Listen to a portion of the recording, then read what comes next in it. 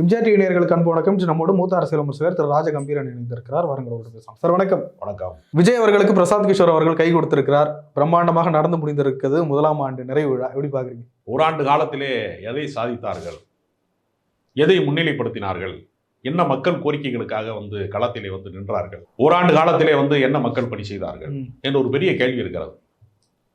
கட்சி ஆரம்பித்து ஓராண்டு காலத்திலே ஒரு 5-6 முறைதான் வெளியிலேயே வந்திருக்கிறார். பனையூர் பங்களாவை விட்டு அவர் வெளியில வந்ததே கொடியை அறிமுகப்படுத்துவதற்கு ஒரு முறை, கட்சி மாநாட்டுக்கு ஒரு முறை, அதற்கு பின்பு அவர் அம்பேத்கருடைய நூல் வெளியீட்டு விழாவுக்கு ஒரு முறை, பெரியார் சிலைக்கு மாலை போட ஒரு முறை, பரந்தூருக்கு ஒரு முறை, ஆளுநர் மாளிகைக்கு ஒரு முறை, மொத்தம் அவர் 5-6 முறை தான் அவர் வெளியே தலையவே காட்டியிருக்கிறார்.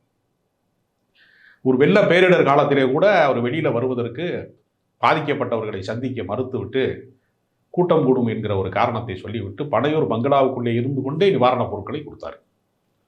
மொத்தத்திலே சமகால பிரச்சனைகள் ஏதாவது எதிரொலிக்கிறது என்று சொன்னால் அதை குறித்து எந்த விதமான உரையாடலும் இல்லாமல், அதை பற்றி எந்த எதிர்வினையும் இல்லாமல், தனக்கு என்ன கருத்து இருக்கிறது என்பதை பற்றியே சொல்லாமல் ரொம்ப மௌனமாக கடந்து போகும்.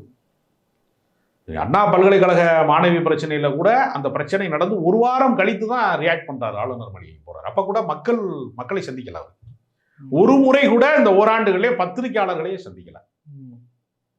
அப்போ அவருடைய அரசியல் எலைட் அரசியல் ரொம்ப ஒரு மேட்டுக்குடி அரசியல். ஏறக்குறைய பல ஆண்டுகளாக இருக்கும் தமிழ்நாடு கட்சிகளுக்கு, தமிழ்நாடு அரசியல் தலைவர்களுக்கு இணையாக விஜய் இப்போதைக்கு பார்க்க முடியுமா? இப்பதான் இணையாக பார்க்க சொல்லல. நானு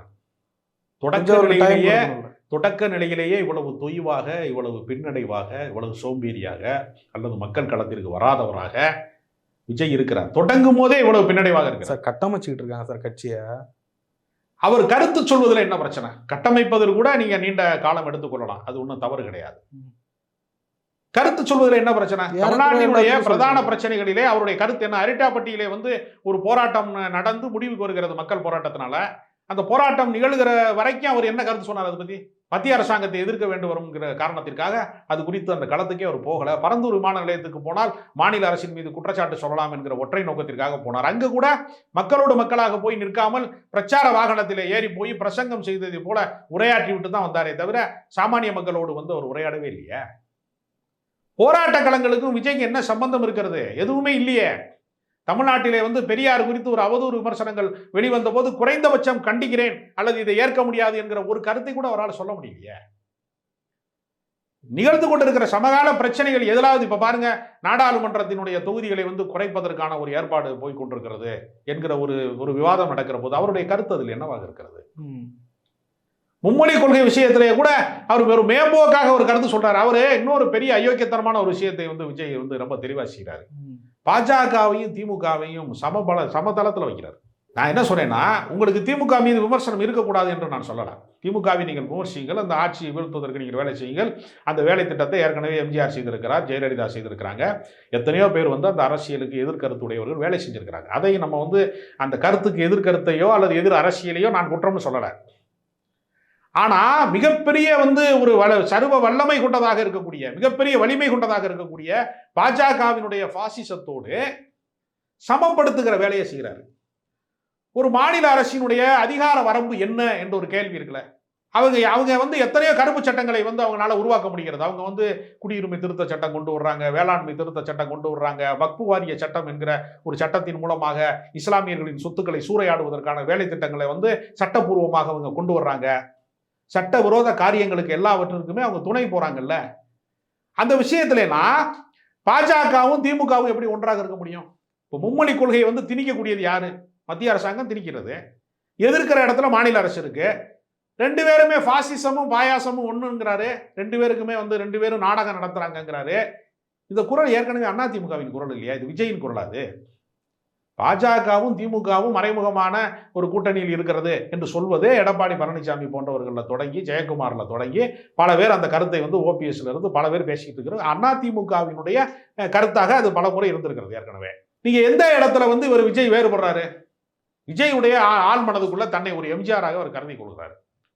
ஆனா வேடிக்கை என்னன்னா, எம்ஜிஆருக்கு இருக்கக்கூடிய எந்த வரலாற்று பெருமையை நான் சொல்றது அவருடைய உழைப்பு. 1952 திமுகவில் போய் செயலாற்ற தொடங்குறாரு எம்ஜிஆர். 72 கட்சி தொடங்குறாரு.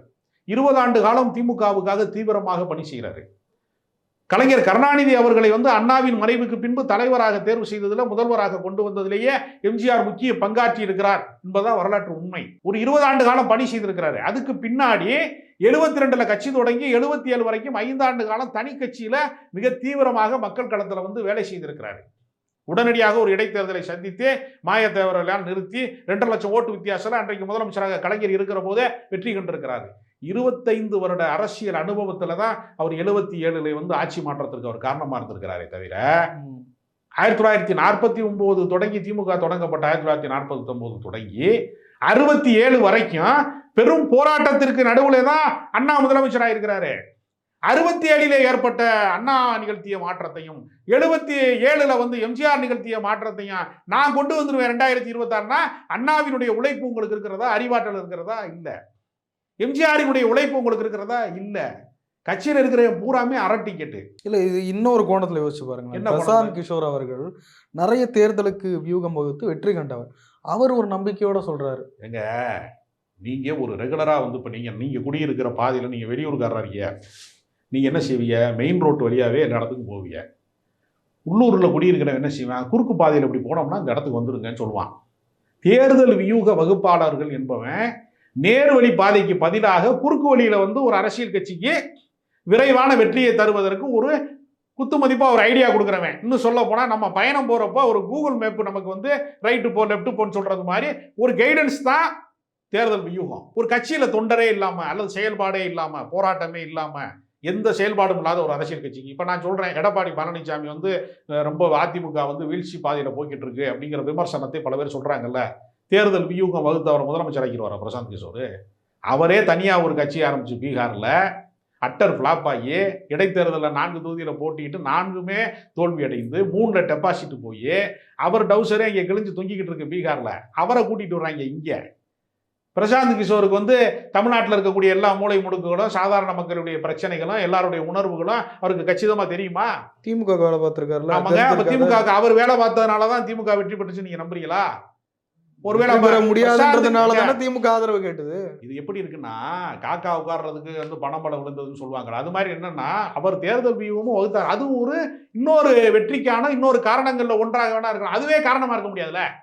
ஐயர் தாலி எடுத்து கொடுத்தாருங்கிறதுனால கல்யாணத்துக்கு அவர் தான் காரணம் ஆயிருமா? கல்யாணத்துக்கு பல பேர் காரணமா இருப்பான்ல. பொண்ணை வளர்த்தவன்ல இருந்து படிக்க வச்சதுல இருந்து சம்பந்தம் பேசினவன்ல இருந்து பல பேர் காரணமா இருப்பான்ல. சொத்து பத்துல இருந்து படிப்புல இருந்து உத்தியோகத்துல இருந்து பல காரணத்துல தான் கல்யாணம் நடக்கும். ஐயர் தாலி எடுத்து கொடுத்தனால கல்யாணம் நடக்கும்னு சொன்னா நம்ப முடியுமா? அதை அவரு புரோக்கர் வேலை பார்க்கறது அவருக்கு வேலை, புரோகிதம் என்பது அவருடைய வேலை. அது மாதிரி ஒருத்தர் வந்து தேர்தல் வியூகத்துல வந்து வேலை செஞ்சாருங்கிறதுனால அவர் வெற்றி பெற்றுவார்னா இப்ப ஆதவர்ஜனா போய் விடுதலை சிறுத்தை கட்சி அப்படி நட்டமா நிமித்திட்டாரா? போய் அவர் வேலை செஞ்ச காலத்துல அந்த கட்சி அவர் தான் நிமித்தினார். அவரு அந்த கட்சி அப்படியே தானே இருக்கு. இவர் போனவொன்னு அப்படியே வாக்கு சதவீதம்லாம் உயர்ந்து தமிழ்நாட்டுக்கு அடுத்த முதலமைச்சராக திருமாவளவனை தான் தேர்வு செய்ய வேண்டும்னு அப்படியே மக்கள் தயாரானாங்களா? அப்படி இல்லை. இல்ல. தேர்தல் வியூகம் என்கிறதெல்லாம் வந்து ஒரு முழுமையான காரணமாக இருக்க முடியாது. அது வந்து ஒரு சிறு பகுதியாக இருக்கலாம். அதையே ஒரு காரணமா சொல்றதுன்னு ஒண்ணு இருக்குல்ல, அது ரொம்ப பெரிய அயோக்கியத்தனமானது. ஒரு 75 ஆண்டு காலமாக திமுக என்கிற அரசியல் கட்சி வந்து ஒரு பெரிய நீண்ட போராட்டத்துல எமர்ஜென்சி எதிர்த்ததுல இருந்து, எம்ஜிஆர் காலத்துல எதிர்கட்சியா இருந்ததுல இருந்து, மிக நீண்ட இந்தி மொழி ஆதிக்க எதிர்ப்பல இருந்து அதுக்கு ஒரு பெரிய வரலாற்று பாதையில தான் அந்த கட்சி ஒரு 75 ஆண்டு காலத்தை நிறைவு செய்ய முடியும். ஒரு 52 ஆண்டு காலம் அதிமுகவுக்கு என்று ஒரு நீண்ட பயணம் இருக்கிறது. கலைஞரோடு முரண்பட்டு தனியாக கட்சி ஆரம்பிச்சதுல இருந்து, சமூக நீதி கோட்பாடுகள்ல இருந்து, மொழி கோட்பாட்டுல எல்லாமே திமுகவுக்கு நிகரான கட்சி நாங்க என்று சொல்லக்கூடிய சமூக நீதி காத்த வீராங்கனைன்னு ஜெயலலிதா அம்மையாரை பாராட்டக்கூடிய அளவிற்கு வந்து திராவிடர் கழகத்தினுடைய தலைவர் வீரமணி அவர்கள் சான்றிதழ் அளிக்கக்கூடிய அளவிற்கு, பாராட்டக்கூடிய அளவிற்கு இவங்க பல வேலை திட்டங்களை செய்து கொண்டே இருந்திருக்கிறாங்க. ஒரு 50 ஆண்டு கால இயக்கமாக இருக்கக்கூடிய அண்ணா திமுகவையும் ஒரு 75 ஆண்டு கால இயக்கமாக இருக்கக்கூடிய திமுகவையும் வெல்வதற்கு நீங்க இடையில போய் ஜனநாயகன் ஷூட்டிங் போயிட்டு வந்து நடுவுல ஒரு சின்ன சின்ன கேப்ல வந்து நீங்க பஞ்சு டைலாக் பேசி வீழ்த்திடுவீங்களா? நீங்க அரசியல்ல உண்மையிலேயே எல்கேஜி யாருன்னு கேட்டீங்கன்னா விஜய் தான். இப்படி பாருங்க, பிஹெச்டிங்க. திமுக ஒரு பிஹெச்டி, அண்ணா திமுக ஒரு பல்கலைக்கழகம். விஜயனுடைய பாப்புலாரிட்டி பிரசாந்த் கிஷோருடைய தேர்தல் வியூகம் இஸ் ஈக்குவல் டு 0. என்ன பிரசாந்த் கிஷோருக்கும் தமிழ்நாட்டுக்கு என்னங்க சம்பந்தம் இல்ல சார்? வேலை பார்த்திருக்காரு சார். அதாங்க நான் என்ன கேட்கிறேன், ஜானு ஆரோக்கியசாமி தான் பாமகவுக்கு வந்து மாற்றம் முன்னேற்றம் அன்புமணின்னு ஒரு பெரிய விளம்பரத்தை உருவாக்கி அவர் முதலமைச்சர் ஆயிடுவாருன்னு அதுக்கு பின்னாடி தான் அவர் எம்எல்ஏ ஆக முடியாமல் போயிடுச்சு அந்த கட்சியில பல பேர். அதுக்கு முன்னாடியே அந்த கட்சி நல்ல தெளிச்சியா இருந்துச்சு. வியூகம் 30 நாளையெல்லாம் யாரும் வெற்றி வர முடியாது. இப்போ நான் என்ன சொல்கிறேன், இப்போ ஆதவ அர்ஜுனா தான் திமுக வந்து ஜெயிக்க வச்சாரா கடந்த முறை பிரசாந்த் கிஷோரை கூட்டிகிட்டு வந்து? சரி, அவங்க 2 பேரும் வெளியில் வந்துட்டாங்கல்ல, திமுக ஆட்சியை விட்டு இவங்க அகற்றிடுவாங்களா? நான் கேட்குறேன். திமுகவை வந்து ஆட்சியிலிருந்து அகற்றுவதற்கான வலிமை யாருக்கு இருக்கிறதுனா, அந்த வாக்கு வலிமை என்பது அதிமுகவுக்கு தான் இருக்குது. திமுக வேண்டாம் என்று மக்கள் முடிவெடுத்தால் அதை வந்து அதிகார ரீதியாக அறுவடை செய்யக்கூடிய இடத்துல வாக்கு வலிமையோடு இருக்கக்கூடிய ஒரே இயக்கம் அதிமுக தான். அதுக்குதான் ஒரு ஸ்ட்ராட்டஜி வச்சிருக்காங்க. என்னது? எதிர்கட்சியா இப்ப செயல்பட போறாங்களாம். யார் எதிர்கட்சியா? தாவேகா. தாவேகா வந்து எதிர்கட்சினா எத்தனை முறை செயல்பட்டு இருக்காங்க? முதல்ல இந்த ஓராண்டு காலத்துல அவங்க செயல்படவே இல்லை என்பது ஒரு குற்றச்சாட்டு. பத்திரிகையாளர்களை சந்திக்கவே தில்லை. என்ன செயல்பாடு செய்திருக்காரு? அதை தான் நான் கேட்கிறேன். எந்த உழைப்புமே இல்லாமல் அந்த விவசாய நிலங்களில் வந்து ஊர்களில் கிராமங்களில் சொல்லுவாங்க, விதைக்கிற காலத்தில் வெளியூருக்கு போயிட்டு அறுவடை காலத்தில் வந்தானா 64 கற்கருவாயோடனே, அது மாதிரி எந்த வேலையும் செய்யாமல் நேர தேர்தலில் 2026 வருவாராம். அவர் அப்படியே நேர சிஎம் ஆயிடுவாராம். சிஎம் ஆகிட்டு மக்கள்லாம் மற்றவன்லாம் என்ன செய்வான்? அரசியல் தினசரி போராட்டங்க. அரசியல் ஒவ்வொரு நிமிடமும் அரசியலில் மாற்றங்கள் நிகழ்ந்து கொண்டே இருக்கிறது. அவரால் என்ன செய்ய முடியும் சொல்லுங்க? போகிற போக்கில் வந்து உதயநிதியை தாக்கி பேசிட்டா, போகிற போக்கில் திமுகவை பற்றி பேசிட்டா, அதிமுகவினுடைய வாக்கு வங்கியில் பெரும்பான்மையாக இருக்கக்கூடிய பெண்களின் வாக்கு வங்கியவே மகளிர் உரிமை தொகை மூலமாக, பேருந்து இலவச பயணத்தின் மூலமாக, பல்வேறு திட்டங்களின் வழியாக திமுக உள்ளிழுத்துக்கிட்டு இருக்கு. பல நலத்திட்டங்களின் வழியாக திமுக வந்து அதிமுகவினுடைய வாக்கு வங்கியை வந்து சரியை செஞ்சுக்கிட்டு இருக்கிறாங்க ஒரு பக்கம். இன்னொரு பக்கம் அதிமுக உடைந்து கிடக்கிறது பல அணிகளாக. அது ஒரு பக்கம் பலவீனப்பட்டு கிடக்கிறது. அவங்கனாலேயே திமுகவை எதிர்கொள்ள முடியாத சூழல் வந்த பின்பு விஜய்கிட்ட வந்து கட்டமைப்பே கிடையாது, கட்சிக்கென்று முகமே கிடையாது, வழி நடத்துவதற்கென்று அனுபவம் மிக்க ஆளுமைகள் என்று யாருமே கிடையாது. எம்ஜிஆர் கட்சி தொடங்கிய போது கலைஞருக்கு நிகரான ஆளுமைகளாக இருந்த நாவலர் நெடுஞ்செழியன்ல இருந்து பல்வேறு ஆளுமைகள் அவருக்கு வழி நடத்துவதற்கு கூட இருந்தாங்க. எத்தனையோ தலைவர்கள் உடன் இருந்தாங்க, 2ஆம் கட்ட தலைவர்கள். விஜயகாந்த் கட்சி ஆரம்பிக்கிற போது பண்ருட்டி ராமச்சந்திரன் போன்றவர்கள் மூத்த ஆளுமைகள் அவருக்கு வழி நடத்துனாங்க, எப்படி தேர்தல் அரசியலை எதிர்கொள்ள வேண்டும்னு. பீகார்காரனை கூட்டிட்டு வந்து தேர்தல் வியூகம் வந்துட்டா ஜெயிச்சிடலாமான்னா, சாமானிய மக்களுடைய வாழ்வாதாரத்தை பற்றி புரியணும்ல. அரசியல் என்பது வந்து எங்க இருக்கிறது? கிளைக்கழகங்கள்ல தாங்க அரசியல் இருக்கிறது. மாநகரங்கள் அரசியல் கிடையாது. 2K கிட்ஸ் கொஞ்சம் பேர் விசில் அடிப்பான் விஜயை பார்த்தா. அவன் மட்டும்தான் வாக்காளர்களா? 30 வயசுக்கு கீழே இருக்கிறவனுக்கு மட்டும்தான் ஓட்டா? அந்த வயசை தாண்டினவனெல்லாம் விஜயை பற்றி, விஜய் படமே பார்க்காதவன் கொஞ்சம் பேர் கிராமத்தில் இருக்கான். போய் நீங்கள் வந்து பைட் எடுத்து பாருங்க. ரொம்ப அவங்களாம் கன்வெர்ட் பண்ண போகிறாங்க. ஒரு ஆளுக்கு 10 பேர் உறுப்பினராக்க போகிறாங்க. யாருமே நம்ப மாட்டாங்க. அதாவது ஒருவனை மதம் மாற்றுவதை விட கடினமானது அரசியல் கட்சியிலேருந்து இன்னொரு அரசியல் கட்சிக்கு வந்து நிறம் மாற்றுவது. அவனை வந்து இடம் மாற்றவே முடியாது. நான் பக்கா டிஎம்கேன்னு சொல்கிறவன் வாழ்நாள் முழுக்க அந்த கட்சிக்காரியை போட்டு தான் இருப்பான். ரெட்டடைக்கு ஓட்டு போட்டவன் எத்தனை ஜென்மம் எடுத்தாலும் நான் மாற்ற மாட்டேன்னு சொன்னவன் இருக்கான்னு கிராமத்தில். அதனாலதான் அந்த வாக்கு வங்கி 10 தோல்வி பழனிசாமி எல்லாம் சொல்றாங்கல்ல. அப்புறம் ஏன் 20% வாக்கு வங்கி வருது? 2 கோடி தொண்டர்களை கொண்ட அதிமுக 85 லட்சம் வாங்குச்சுல. மீதி எங்க போச்சு? அந்த கட்சியினுடைய விசுவாசிகள் இருப்பாங்க, போக மாட்டாங்க வெளியே. திரும்ப அவங்க ரெட்டலையை பார்த்துட்டா 1000 முரண்பாடுகள் இருந்தாலும் மறுபடியும் ரெட்டலைக்கு தான் ஓட்டு போடுவான். எளிது கிடையாது. அதனால தமிழ்நாட்டு அரசியலை பொறுத்தவரையில விஜய்க்கு இன்னும் அவர் கள அரசியலுக்கே வரவே இல்லை. அவர் பேசுறது எல்லாமே பஞ்சு டைலாக்கு. அவர் வந்து சினிமாவில் சர்க்கார் 2 படத்தில் நடிக்கிற மாதிரி அவர் தன்னை நினைத்து கொண்டு தன்னைத்தானே முதலமைச்சராக அவர் கருதி கொடுக்குறார்.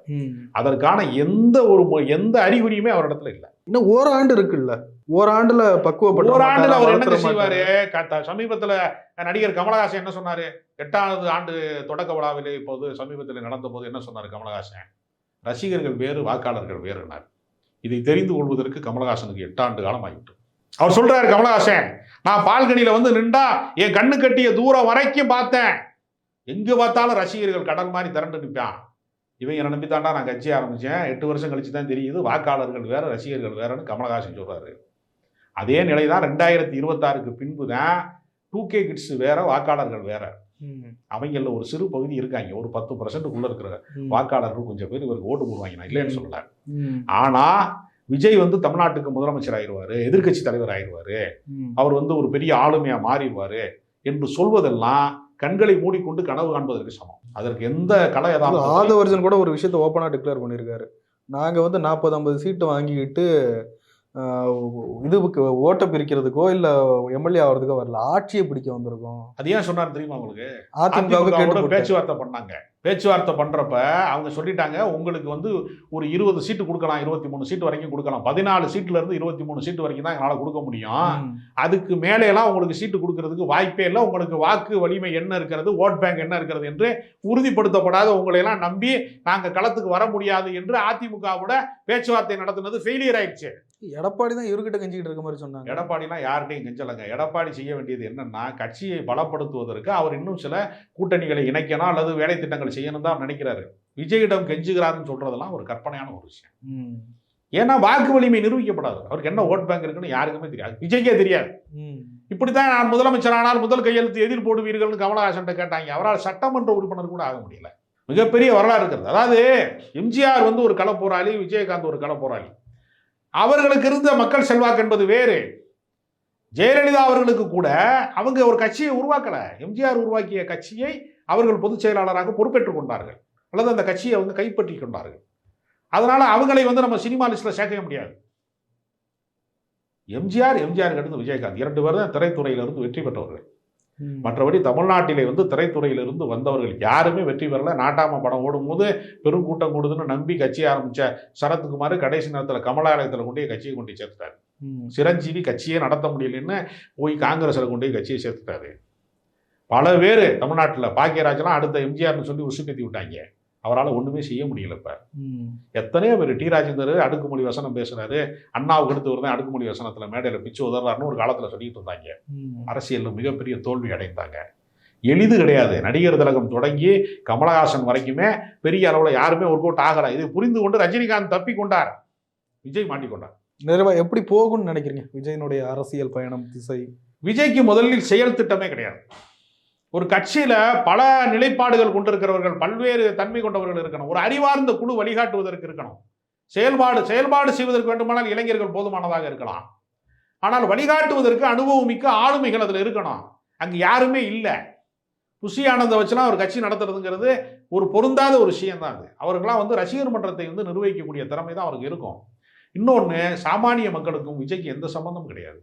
களத்துக்கே அவர் வரலை. இன்னும் அவர் மேலே வந்து தூசி படலை, இன்னும் வெயில் படலை, இன்னும் வந்து பொதுமக்களை சந்திக்கவே இல்லை. அவர் ஏற்கனவே தன் கட்சிக்காரனிடமிருந்தே தன்னை பாதுகாத்துக் கொள்வதற்கு பாக்சர்களோட தான் கட்சி மாநாட்டுக்கே அவர் வந்தார்.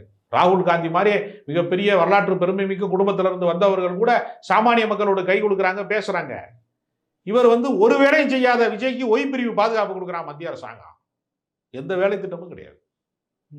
எனவே விஜய் வந்து ஒருபோதும் கரை சேர மாட்டார். அவர் ஒரு காகித கப்பல், கரை சேர மாட்டார். நிறைய விஷயங்களை போய் நன்றி சார்.